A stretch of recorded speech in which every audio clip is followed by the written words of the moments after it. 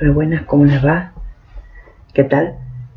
Aquí estoy de nuevo intentando completar la clase de Ulises y Penélope,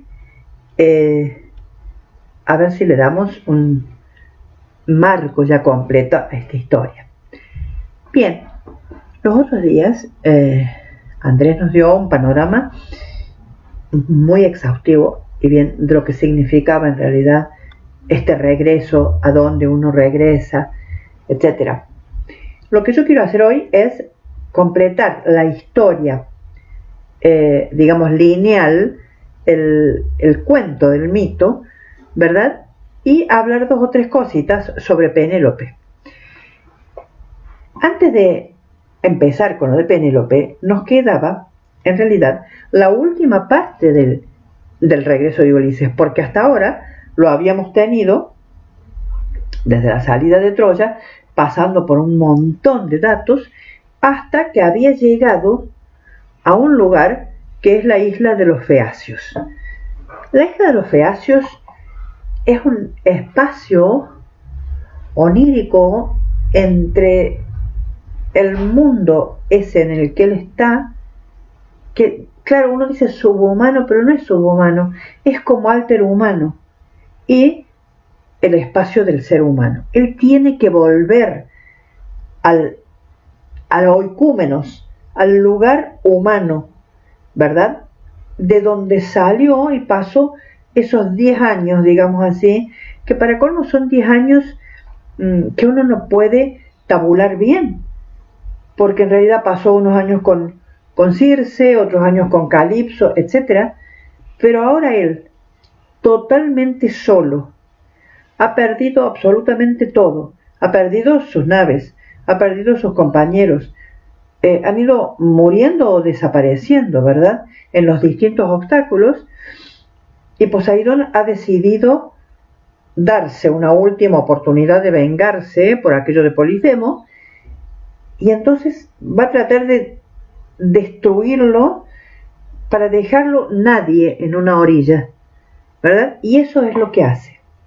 Fíjense que en la última tormenta, cuando Poseidón decide vengarse casi definitivamente, ¿verdad?, lo despoja de todo y lo deja en el medio del mar para que se muera, y Atenea decide también darle una última oportunidad a este hombre que, como ella dice, de los regresos ha sido a lo mejor el más interesante,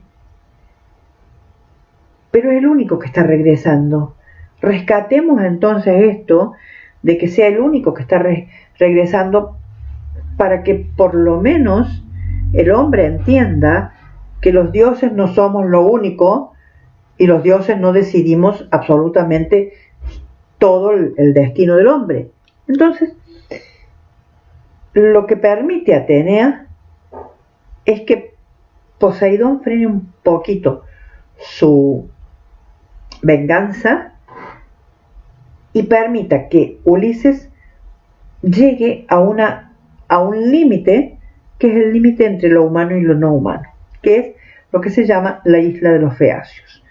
Los Feacios son los encargados de llevar de un lado al otro, nada más que eso. Es todo lo que ellos pueden hacer, llevar de un lado al otro. Bien, Ulises cae en la isla de los Feacios, llega a las playas de esta isla solo, sucio, destrozado, casi muerto, horrible, una cosa espantosa, y queda tirado ahí toda la noche. Queda tirado toda la noche sin lograr rehacerse, en realidad, hasta que siente a la mañana siguiente unas voces que le permiten pensar que todavía está vivo. Estas voces son las voces de una jovencita, que después sabremos que se llama Nausicaa, que viene con un montón de amigas, y que es una princesa una princesa de este reino, que es el reino de los feacios, y que tiene un padre y una madre que están en palacio, y ella anda jugando por la playa y encuentra de pronto esta especie de cosa humana tirada y decide rescatarlo a ver qué pasa. De pronto, en esta especie de imaginación juvenil, encuentra como una posibilidad de relación fuera de lo normal que ella tiene, que es su mundo. Y entonces le pregunta a él quién es. Él le contesta que es Ulises, que bueno, que viene de algún lado. Y ella dice, bueno, en esa especie de, podríamos decir, la inconsciencia de la juventud de Nausicaa, dice, a ver, vamos a llevarlo a casa, le dice ella. Y entonces decide que lo va a llevar al palacio de su padre. Y este juego que ella tiene, dice, en una de esas, este es el hombre que la divinidad me manda para que sea mi esposo, porque en realidad ella está en esa edad en jugar a ver si consigue a ver quién es el marido ideal.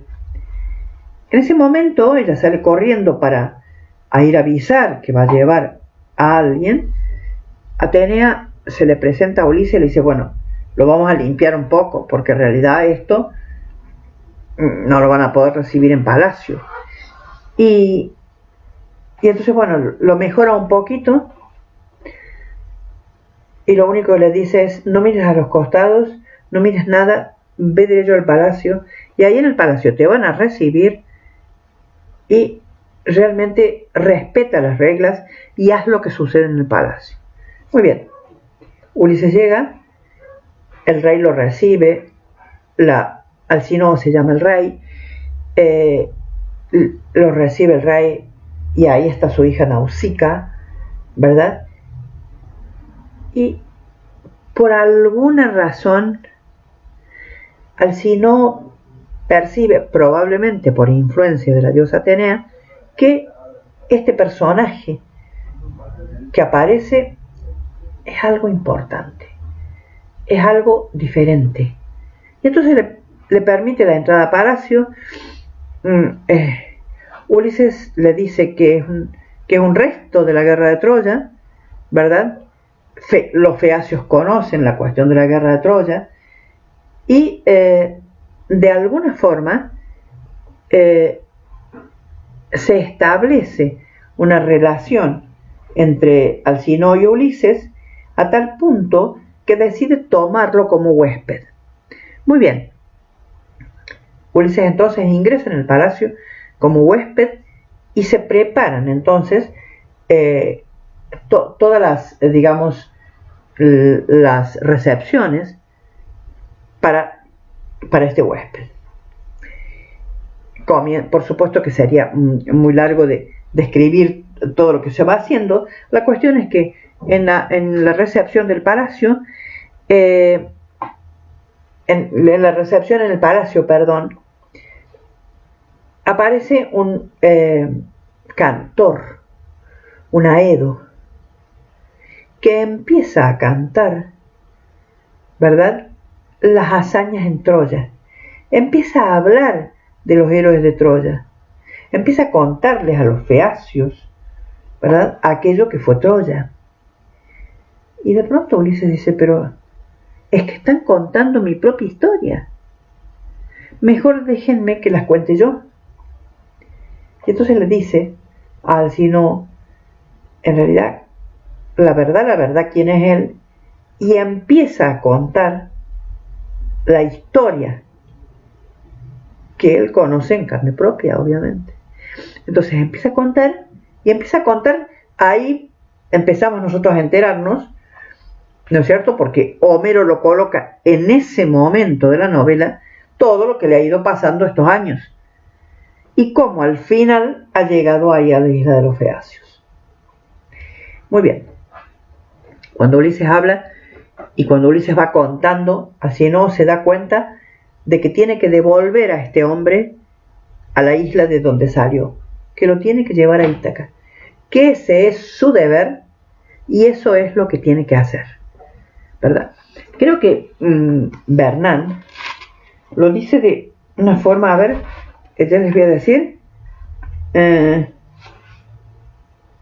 bien, acá lo tengo, se los cuento de la siguiente forma, dice así, esperen que un minutito, voy a poner los anteojos de ver bien y se los cuento. Bernard dice lo siguiente: el rey decide enviar a Ulises a Ítaca. Lo hace porque es su deber, no sin tristeza, porque también él ha pensado en su hija.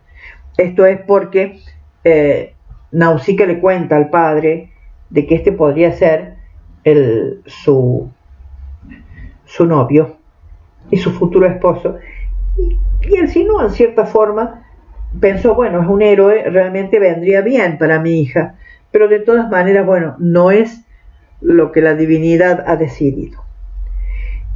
Le insinúa a Ulises que si quiere permanecer en Feacia y acostarse con Nausicaa, lo consideraría el yerno ideal, que continuará la estirpe de la realeza.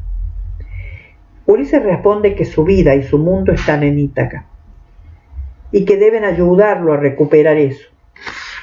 Hacia la tarde se han reunido muchos obsequios.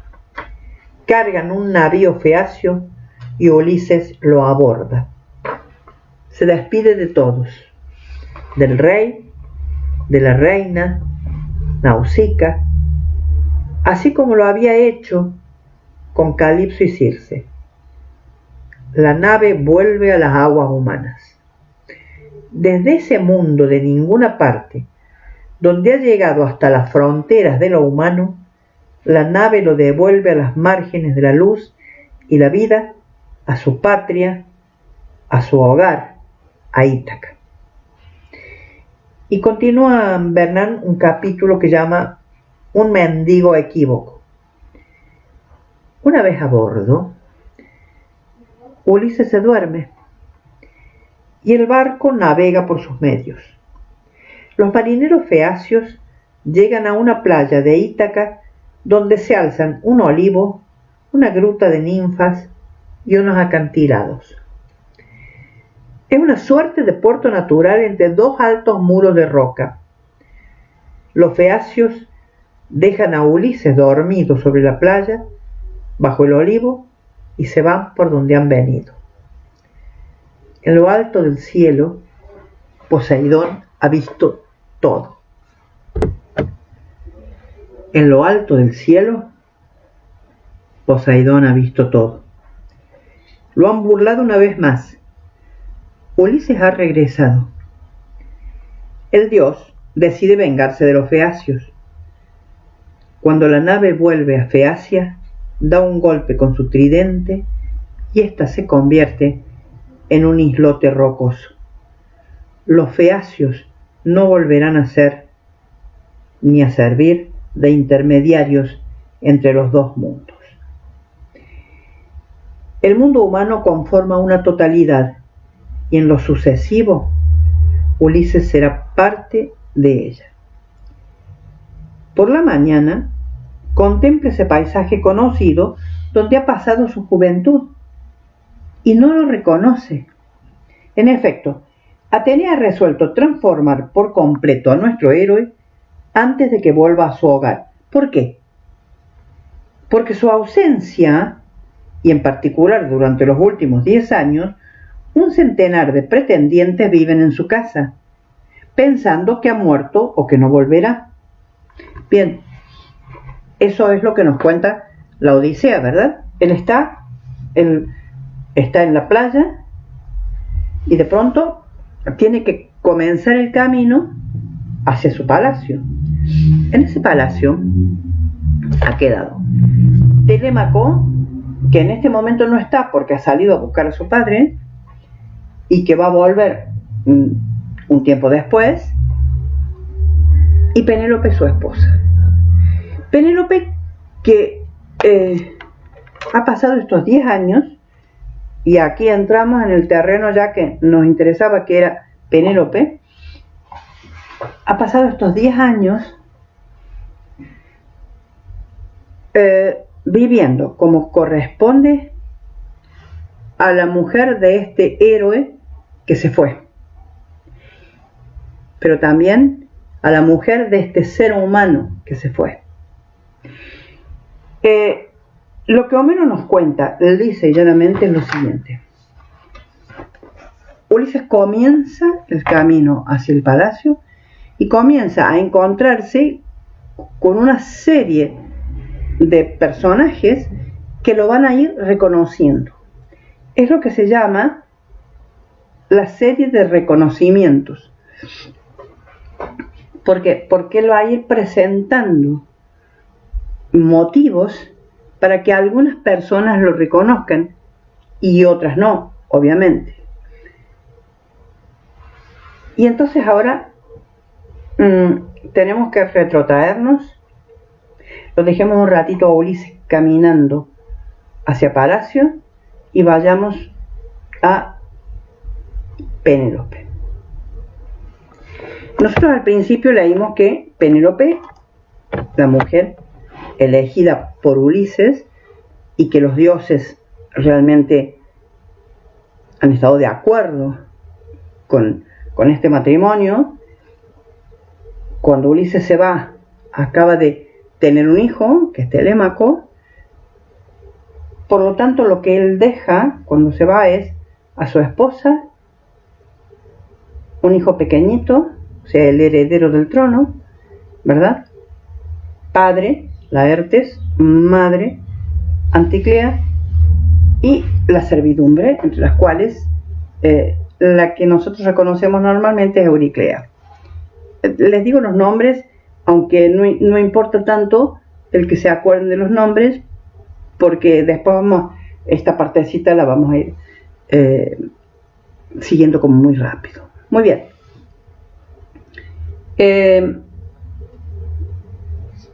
Penélope se ha quedado encargada del palacio, de la isla, de su hijo, del futuro del reino. Por lo tanto, ha tenido que ser una mujer muy especial, muy particular, como dirían en el mito, la mujer digna de un héroe.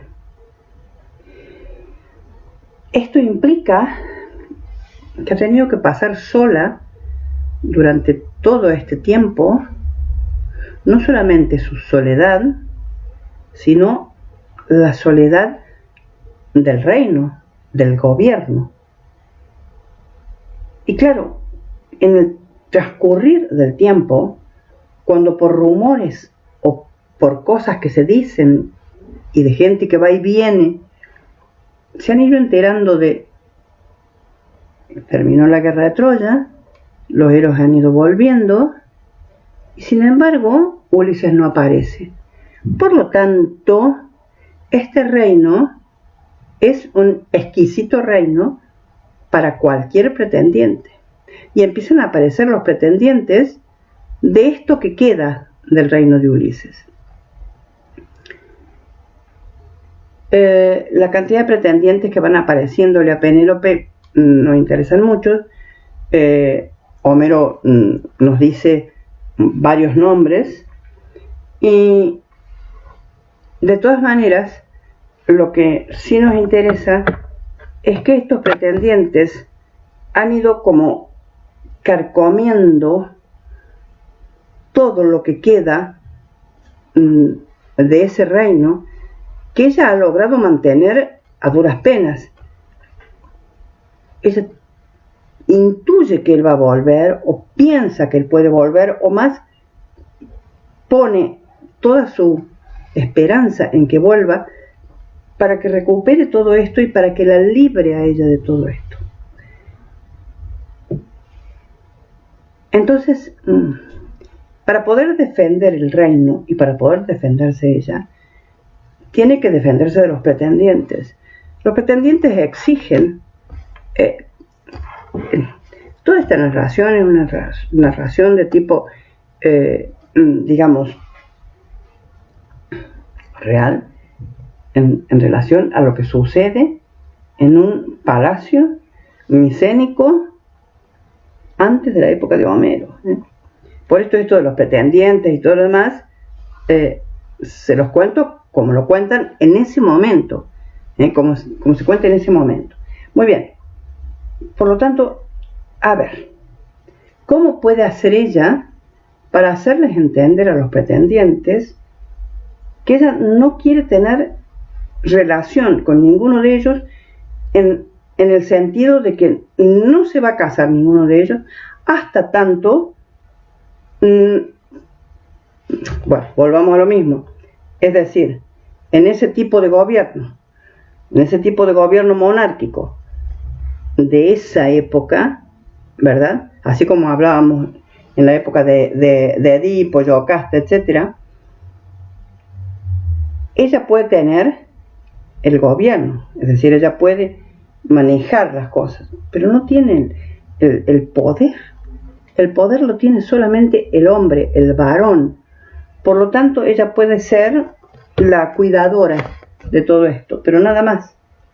Por lo tanto, necesita los reyesuelos estos que están dando vueltas, lo que pretenden es ese poder de ese reino, no de sus reinos, ¿verdad?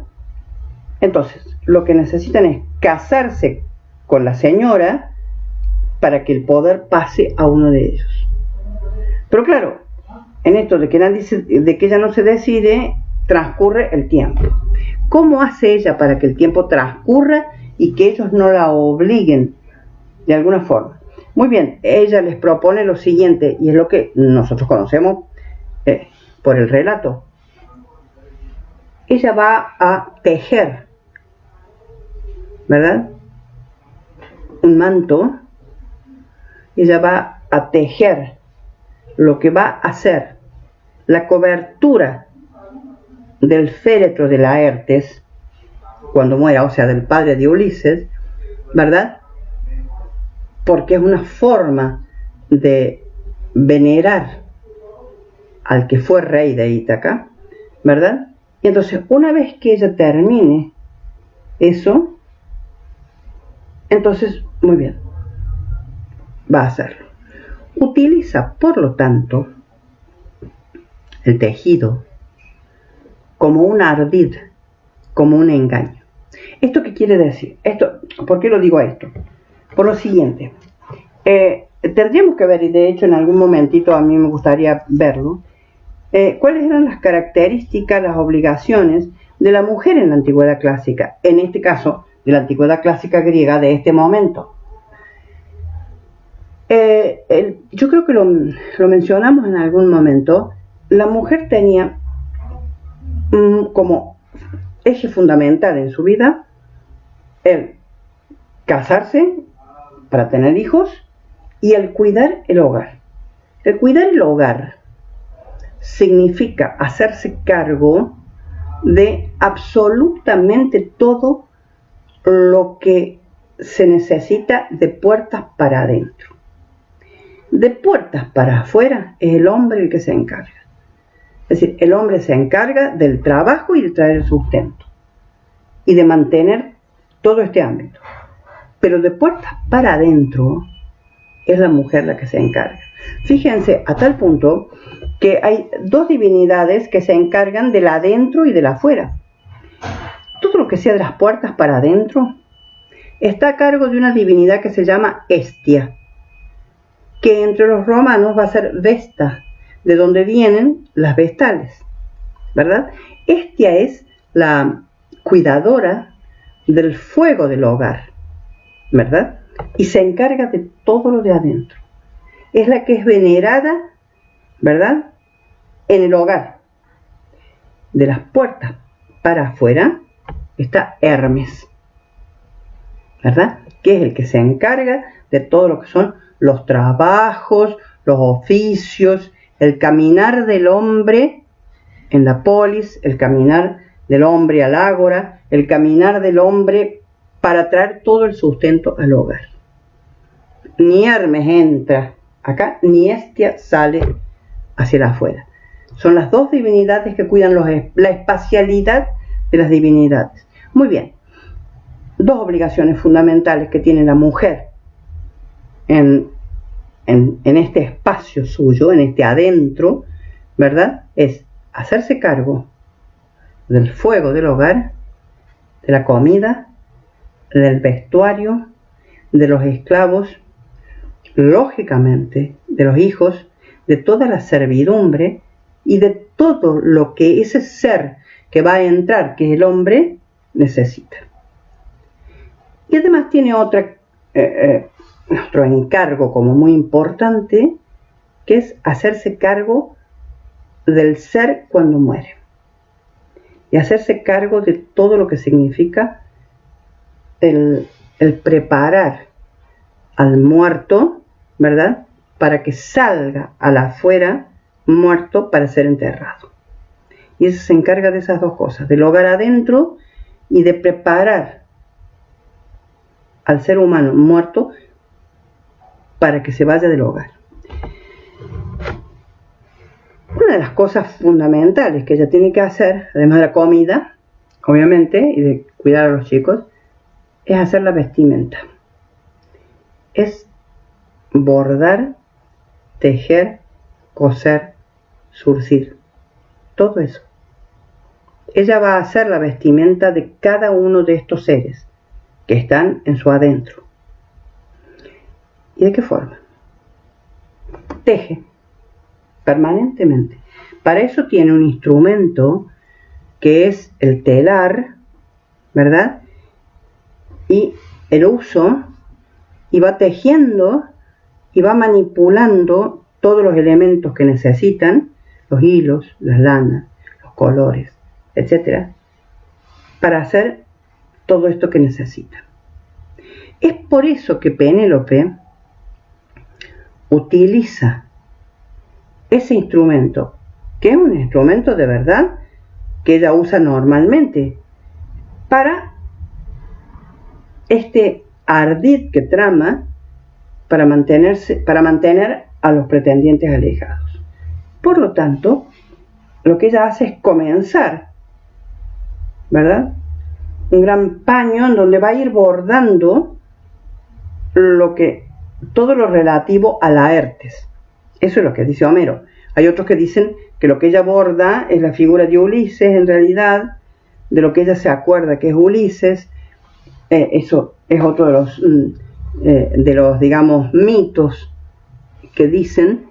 Pero da lo mismo en realidad lo que borde, porque en realidad lo que importa es que ella durante todo el día, entre sus esclavas, etcétera, y todas sus otras obligaciones, va bordando, pasa el tiempo, y a la noche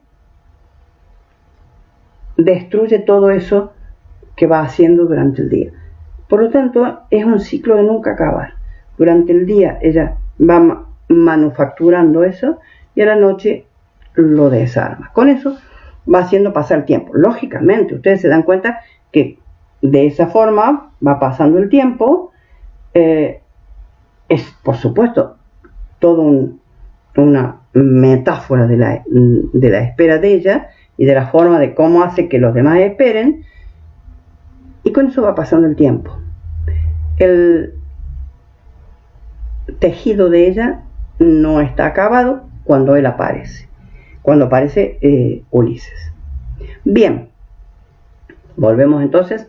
A ella la hemos tenido hasta ahora sufriendo, entre comillas, ¿no?, sufriendo esta presión de los pretendientes, esta forma de pasar el tiempo, su relación con las esclavas, su relación con el gobierno de Ítaca. Telémaco se ha ido a buscar al padre, ella lo ha permitido. Telémaco ya tiene casi 20 años, obviamente, que es el tiempo que no ha estado, y entonces aparece este ser que viene caminando y que va siendo reconocido por distintas personas. Bueno, como ustedes saben, el primero que lo reconoce es el perro que él tiene, ¿verdad?, que se llama Argos, que luego de verlo a su amo muere, y después lo van a ir reconociendo el porqué erizo y distintos, digamos, entidades que hacen que él pueda llegar a Palacio sin ningún problema, y además Atenea lo va cuidando mucho. Él llega a Palacio, se le permite la entrada. Atenea, cuando, yo no sé si llegamos a leer, creo que no, la parte del libro último de Desembarco, en donde Atenea le dice que lo va a envejecer un poco más, lo va a transformar como en mendigo para que al principio nadie lo reconozca, porque él necesita mostrar quién es, sin aparecer quién es, obviamente, hasta que Penélope no lo reconozca. Entonces, como mendigo entra, los mendigos eran aceptados, como en todos los palacios, como en todas las épocas, se le da de comer, etcétera, y empieza a tener relación con todos y se va enterando de toda la situación. La esclava principal, Euriclea, huele algo y se acerca a este mendigo, y claro, ella fue quien lo cuidó a Ulises cuando niño. Lo cuidó a aquel Ulises joven, antes de que se fuera. Por lo tanto, es la más capacitada para reconocerlo en un principio.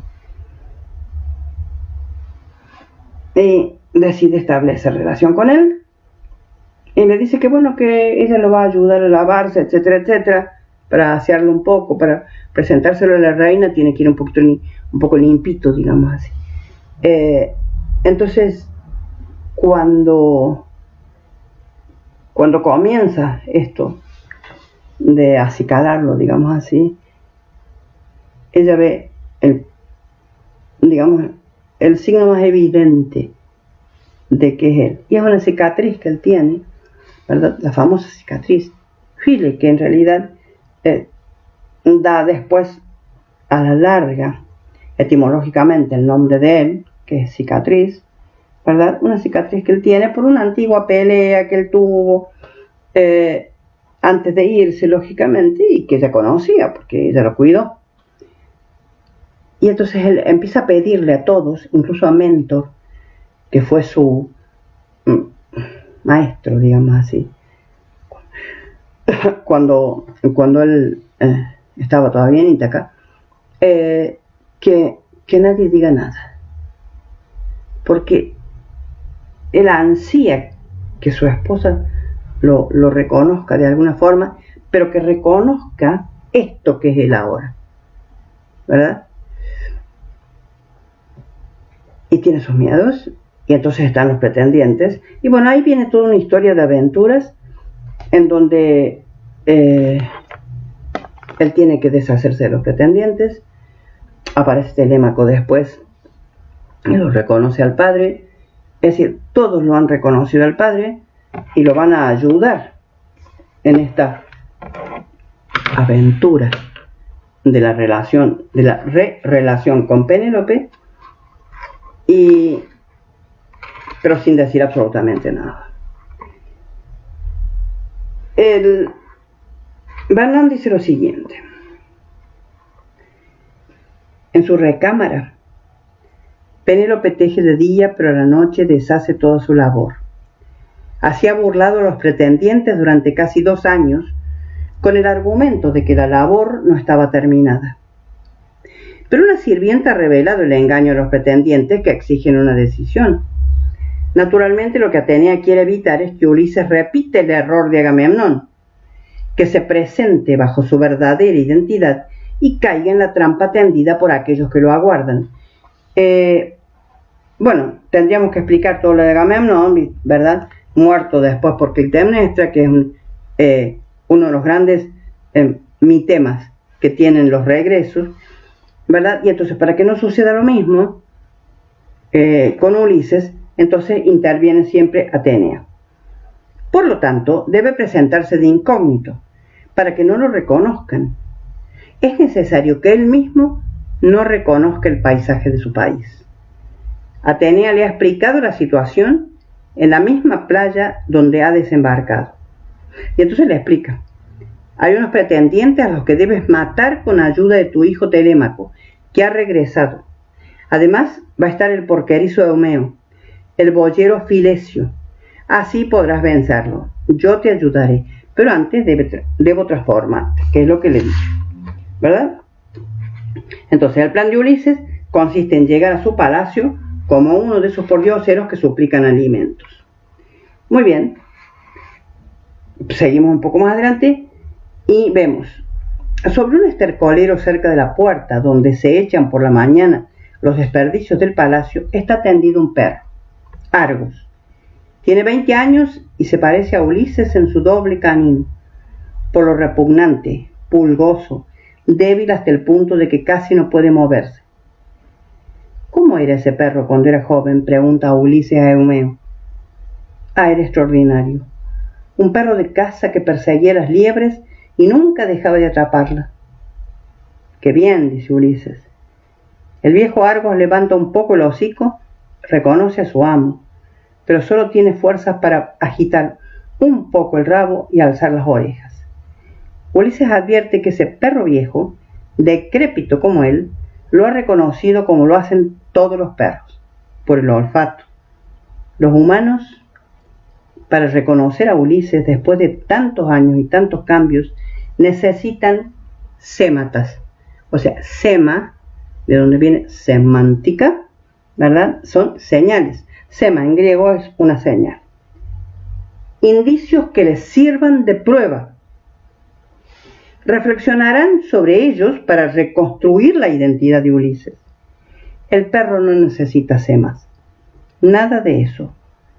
Husmea a su amo y lo reconoce al instante. Al ver a su viejo perro, Ulises está conmovido y al borde de las lágrimas. Se aleja rápidamente y el perro muere. Sigue su camino. En el umbral del palacio se encuentran con otro mendigo, de apariencia más joven que Ulises. Iro, que así se llama este mendigo, es el mendigo titular. Desde hace meses recibe las bromas y los golpes durante el banquete de los pretendientes. Increpa a Ulises. ¿Qué haces aquí?, le dice. Vete, este es mi lugar. Aquí no conseguirás nada. Ya veremos, dice Ulises. A partir de este momento, Ulises va a ir entrando en el palacio, como ya les dije. Va a ser reconocido por Euriclea, por Telémaco, y ya lo mencionamos los otros días en la última clase, ¿verdad? Va a matar a los pretendientes con esto de tensar el arco que había sido realmente hecho nada más que para él, que tiene en realidad una muesca que es como una trampita, que es como una pequeña trampa, ¿verdad?, que él tiene que soltar para poder tensarlo.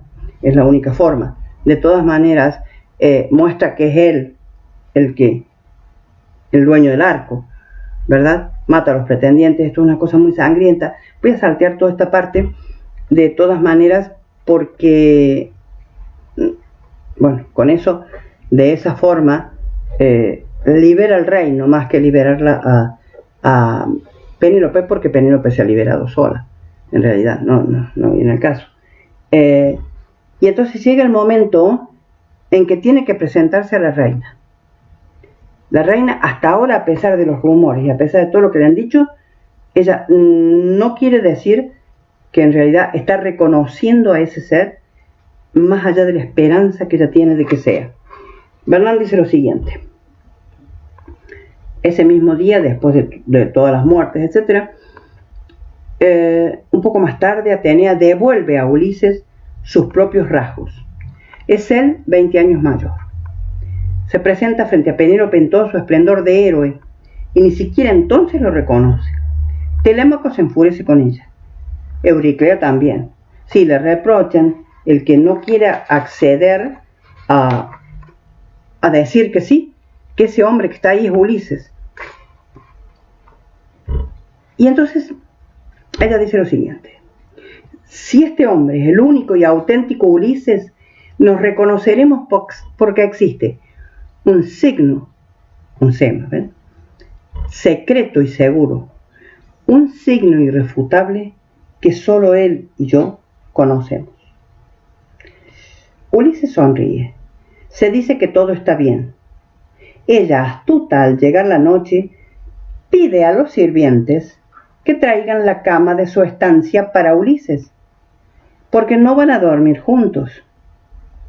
Al escuchar esa orden, al escuchar la orden de que traigan la cama, de que trasladen la cama, Ulises monta en cólera. ¿Cómo traer una cama? Esa cama no puede desplazarse. ¿Por qué?, pregunta ella. Porque yo mismo construí esa cama. Se los voy a leer porque realmente el reconocimiento a través de la cama es muy importante, porque en realidad la cama es todo un símbolo de lo que ata a este palacio, esta pareja, a esta tierra, ¿verdad? Y entonces dice, una de sus patas es un olivo que conserva sus raíces en la tierra. Yo lo tallé y le corté las ramas, pero le dejé las raíces intactas y a partir de él construí la cama. No es posible moverla. Al escucharlo, Penélope lógicamente dice, sí, es él, y se arroja en los brazos de él, y en realidad le dice, sí, realmente tú eres Ulises. Por cierto, la pata de esa cama tiene mucho significado, dice Barna. Es fija, inmutable. La inmutabilidad de esa pata del lecho nupcial refleja la del secreto que ambos comparten, la virtud de ella, la identidad de él. Al mismo tiempo, la cama en la cual se reconocen es la confirmación y consagración del héroe en su función de rey de Ítaca. La cama en la que duermen la reina y el rey hunde sus raíces en lo más profundo de la tierra de Ítaca. Representa los derechos legítimos de la pareja de reinar sobre esa tierra, de ser un rey y una reina de justicia en relación con la tierra fecunda y las manadas. Aún más, ese signo secreto que solo ellos reconocen y conservan en la memoria a pesar de los años transcurridos, evoca aquello que los une y los convierte en pareja, la comunidad del pensamiento.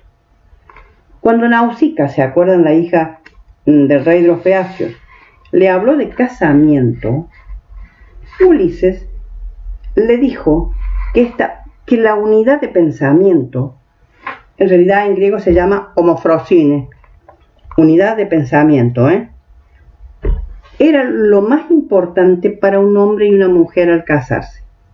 La concordia del pensamiento y los sentimientos de los esposos. Eso representa el lecho nupcial. Bueno, esto podría ser el fin de la historia de la Odisea, ¿verdad? Pero, de todas maneras, después Homero escribe un canto más en donde Ulises va a hacerse reconocer por su padre y, bueno, le tiende todas unas trampitas como es él para seguir haciendo ver que él en realidad es este Metieta, es este hombre suspicaz, este hombre persuasivo, audaz, intrépido, atrevido, etc., pero que es el hombre que ha salido del mar y ha vuelto ya tierra adentro. Bueno, después, por supuesto que la historia termina con el reconocimiento por parte de Laertes, etc., pero bueno, la vida del héroe, de este héroe tan particular, no termina con la muerte espléndida de él en función de la gloria, sino que termina como todo ser humano, caminando en la vida hasta que la muerte le llegue como cualquier ser humano. Así va a ser, a pesar de que hay muchos, pequeños relatos que hablan de él, que hablan de Penélope, etc., pero son relatos posteriores. Lo que a mí me interesaba era que nosotros los viéramos a los dos juntos en este momento, en el momento del reconocimiento y de la aceptación de ella de que esto, que ha vuelto, esto, y digo esto porque en realidad el aspecto que él podía llegar a tener era bastante impactante, ¿verdad? A pesar de que Atenea lo hubiera metamorfoseado un poco, etcétera. Pero bueno, eso es lo que Homero nos cuenta. Es por eso, y por esta forma como Homero nos ha contado, que ella se ha transformado en la metáfora de la fidelidad. Lo que me interesa ahora, a partir de este momento, es ver cómo autores posteriores han leído no ya a Penélope en función de Ulises, sino a Penélope en función de ella misma. ¿Qué pudo haber pasado? ¿Qué pudo haber pensado? ¿Cómo pasó esta vida, estos años? ¿Qué pudo haber pasado si ella no hubiera, qué podría haber pasado si ella no hubiera sido fiel, etcétera, ¿verdad? Y entonces cada uno de los autores posteriores ha ido construyendo desde ella algunas obras especiales. Yo lo único que voy a hacer en la clase de hoy, que ha sido toda una clase leída y leída, antes de que me olvide, me interesa mencionar dos cosas. A raíz de esto del telar y de que realmente es un instrumento muy importante en la vida de la sociedad griega, a partir de que es el instrumento que la mujer utiliza en su hogar, en ese adentro, para, ¿verdad?, manufacturar todo lo necesario para la vida del hombre. A partir de eso es que yo vi, hay muchísimos estudios y muchos trabajos hechos, como el telar tiene un significado icónico muy importante. Lo utiliza para hacer el vestuario del hombre, el vestuario de toda la sociedad, en realidad, del hombre, del hijo, de los esclavos, etc. ¿Verdad? Ella maneja eso, maneja los hilos del telar, ¿verdad? Y entonces, a raíz de eso, y a raíz de la asociación que se hace del uso del telar que hace Penélope, en esto del engaño que ella establece a través del uso del telar, ¿verdad? Como el telar puede ser también el símbolo, ¿verdad?, de la persuasión y el engaño. Pero me acordé entonces de dos menciones de telares, en realidad, en cosas totalmente distintas o en narraciones míticas totalmente distintas en la mitología griega. Penélope teje en el telar, ¿verdad?, esta especie de manto. Bien.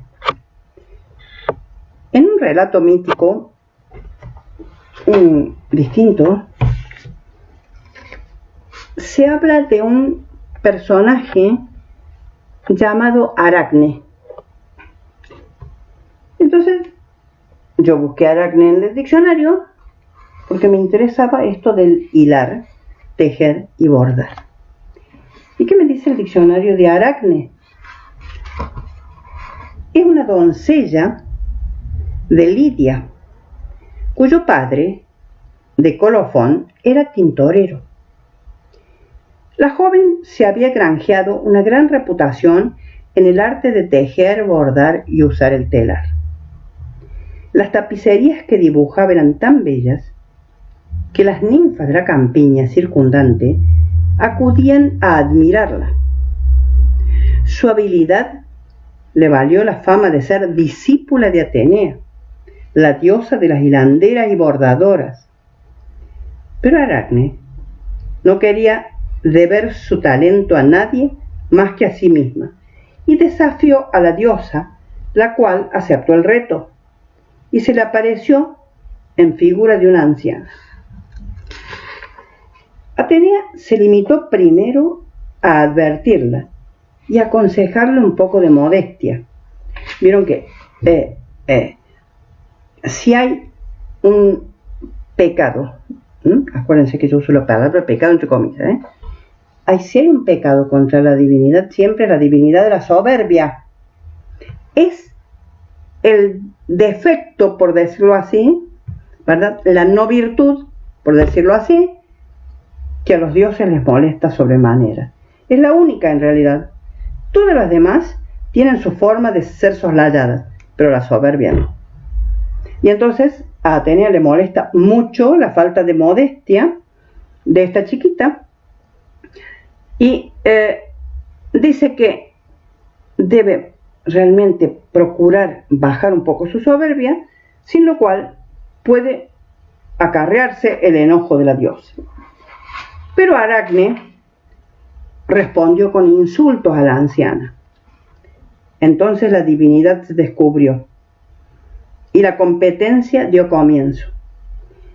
Palas Atenea representó en el tapiz a los 12 dioses del Olimpo. Hizo un tapiz precioso, ¿verdad? Con los 12 dioses en su majestad estupenda. Pero además, en cada una de las esquinas del tapiz bordó 4 momentos en los cuales los seres humanos fueron destruidos por ser soberbios. Añadió entonces en las 4 esquinas una representación de 4 episodios que mostraban la derrota de los mortales que osaban desafiar a los dioses. Aracne trazó en su tela los amores de los olímpicos, que no redundan en honor de los hombres. Por ejemplo, lo que ella hizo es, al contrario de Atenea, que los mostró en su esplendor, ella lo que hizo fue mostrarlos a los dioses en los momentos en que realmente no hacen honor a su dignidad de divinidad, sino que le hacen daño al hombre, como por ejemplo Zeus y Europa. ¿Se acuerdan que Zeus la rapta a Europa, etcétera, etcétera? Es decir, ya el metamorfosearse y ya el raptar significa un delito. Por lo tanto, no está bien en relación a la divinidad. Lo mismo con Zeus y Dafne, etcétera. Y entonces ella va mostrando una serie de momentos en los cuales los dioses realmente se muestran poco dignos, ¿verdad? Muy bien. Y entonces, claro, su labor resultó perfecta. Es decir, no había un hilo que estuviera de más, un nudito que estuviera de menos. La obra que ella hizo era absolutamente perfecta. Pero Atenea, airada, rompe, la destruye toda la obra de ella y además con la lanzadera, ¿verdad?, la golpea mucho a ella.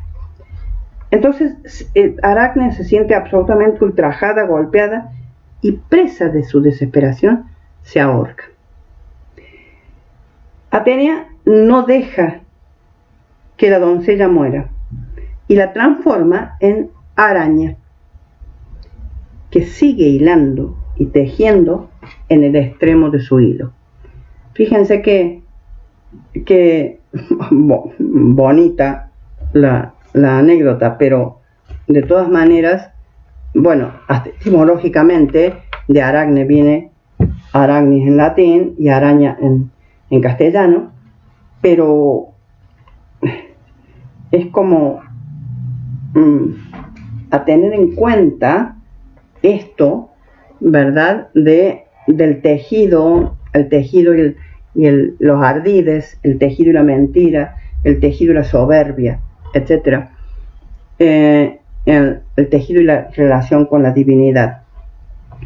Y otro de las cosas, pero eso lo voy a mencionar otro día para que no se me haga muy largo esto, porque quiero leer una poquita cosas de Penélope, es el hecho de las parcas. las tres parcas, ¿no es cierto? O las moiras, después vamos a hablar bien, que hilan la vida del hombre. Nacimiento, desarrollo de la vida, muerte. Todo a través de esto que hace la mujer, que es hilar, ¿verdad? Que es tejer en el uso. Bien, lo dejo para después. Pero para cerrar esto, a raíz de eso de que les decía de que muchos autores posteriores escribieron sobre Penélope, encontré un texto de una autora española que se llama Itziar Pascual. Después les voy a dar todos los datos. El texto no se encuentra así nomás. Yo lo tengo en una copia que nos mandaron una serie de autoras españolas que escriben, feministas ellas, que escriben sobre la mujer. Itziar escribe una obra que se llama Las voces de Penélope. Muy interesante, muy interesante. Yo voy a tratar de mandárselas a esta obra, ver cómo la logro, digamos, tecnificar la historia para mandárselas. En esto de las voces de Penélope, ella utiliza una serie de personajes. Es una obra de teatro, está escrito en pequeños, como si fueran pequeñas escenas, y yo lo único que voy a hacer ahora para motivarlas a leer todo esto sobre Penélope es nada más que leer la primera parte. De todas maneras les digo los personajes. Los personajes son los siguientes: Penélope, madre de Telémaco, esposa de Ulises, y a pesar de Homero, sangre y mujer de sí misma. Le acompaña la fuerza del tiempo y el vigor de la nostalgia. Así la describe ella como personaje. Después hay otro personaje que se llama la mujer que espera, y la describe como mujer en tránsito por una ausencia. Otro de los personajes es la amiga de Penélope, campechana, de fácil palabra, buen corazón y espíritu desenvuelto, la irreflexión urdida en las mejores intenciones. Descripción. Después, el telar lo pone como personaje. Es una sombra silenciosa que acompaña y habla. Y después, entonces ella describe el tiempo entre la vigilia, fíjense, entre la vigilia de la despedida y muchos años después. Y el lugar, en Ítaca y en todas las ciudades del mundo que se llaman Ítaca. Estos son los personajes de espacio y tiempo que Itziar Pascual coloca para su obra de teatro. Yo les voy a leer nada más que el primer, digamos, la primera escenita, que dice lo siguiente. En la acotación al margen ella pone así: sonido de olas que baten contra la costa. En escena, un enorme telar azul. El color de la espera. Penélope habla ante el telar de espalda a los espectadores. ¿Qué dice Penélope? La mañana se ha levantado en olor a nardo y fresia, con aire de resurrección. He sabido entonces que te marchabas. Lo sabía antes, pero no había querido reconocerlo.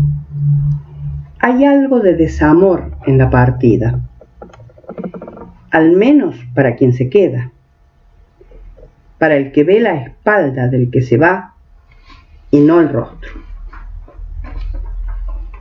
Tus ojos se entristecieron al pensar en la calina, en la quietud de Ítaca y su espesa arboleda. Yo, en cambio, fui un ancla frágil para tu marcha. Y la excusa llegó con Agamemnón, el atrida soberano. Penélope en ese momento se muestra al público, o sea, deja de hablar al telar, se muestra al público. En su mano lleva un ovillo azul que desenreda lentamente. Su movimiento construye una arquitectura de esperas.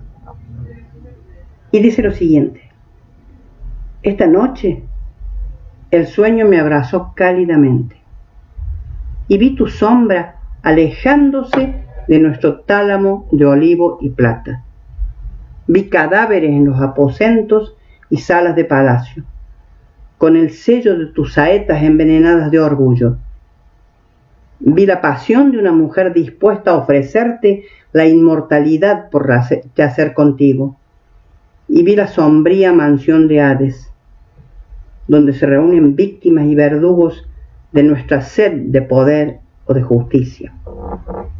Nuestra sed no, Ulises, tuya. Tu sed es ahora la de la conquista. Vete pues, no hay más dolor que amor en mis palabras, y aunque siente el puñal en la garganta al decirlo, 1000 veces lo diría. Vete con tu sed de tiempo, mundo y vida. Yo quedo al cargo de lo que aquí dejas: tu palacio, tus reses, nuestro hijo y yo misma, si no enloquezco antes de tu regreso. Un solo día marcharas y larga me sabría tu ausencia, pero sé que la diosa Atenea velará por tu bien. Vete ya para volver antes, para que las lunas de soledad pasen más deprisa, aunque el dolor comience antes. Vete antes de que me arrepienta, antes de que pronuncie un quédate, antes de que quiera volver a mirarte y no te encuentre. Vete. Y sale de la escena. ¿Por qué? Porque Ulises se va. Eso es lo que así Itziar Pascual piensa, ¿verdad?, que fue la despedida de Penélope, de ese hombre que se va, ¿verdad? Y bien, nos quedamos acá. Después voy a ir viendo las otras obras para que vean cómo, así como Itziar piensa que fue el instante previo a la despedida de Ulises, las otras obras nos dicen todos los otros momentos posteriores. Bueno, vamos cerrando ciertas cosas, quedan siempre colgaditas algunas, como por ejemplo esto de las parcas, ¿no? Las moiras. Pero bueno, lo vamos a ir viendo con el tiempo. Espero que les siga resultando algo interesante todo esto, y nos vemos en una próxima, no me gusta decir clase, porque no es una clase esto, en un próximo encuentro. Que les vaya muy bien.